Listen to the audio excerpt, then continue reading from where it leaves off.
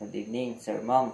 Today I am going to recite the 11 General Orders and AFA Preamble with blindfold.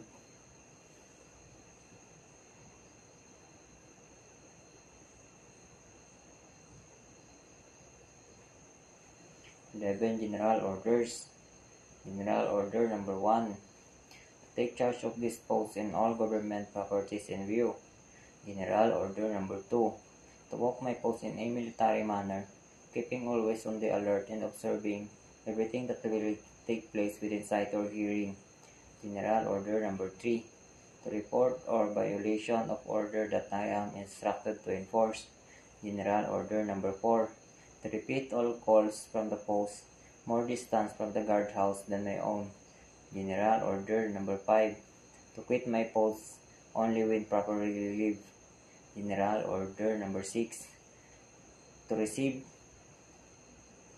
obey, and pass to the sentinel who relieves me from the guard. General Order number 6. To receive, obey, and pass to the sentinel who relieves me of all order from the commanding officer of the day, officers, non-commissioned officers of the guard only. General Order number 7. To talk to no one except in the line of duty. General Order number 8. To give the alarm in case of fire or disorder. General Order number 9.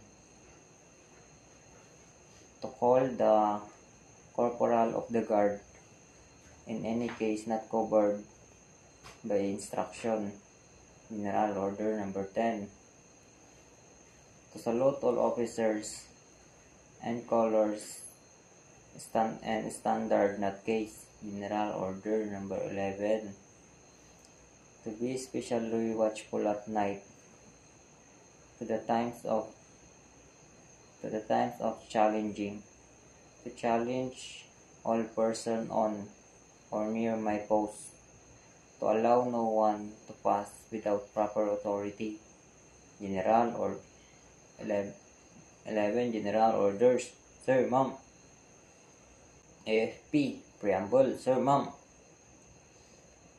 We, the members of the Armed Forces of the Philippines, imploring enlightenment from Almighty God in order to achieve and maintain professional organization, worthy of public trust and respect, faithful to its constitutional mandate, as the protector of the people, the sovereignty of the state, the democratic institution, and integrity of the national territory, freely and collectively commit ourselves as our way of life, to abide and abide the provision code of ethics, whereto by we ordain. AFP Preamble. Sir, Ma'am.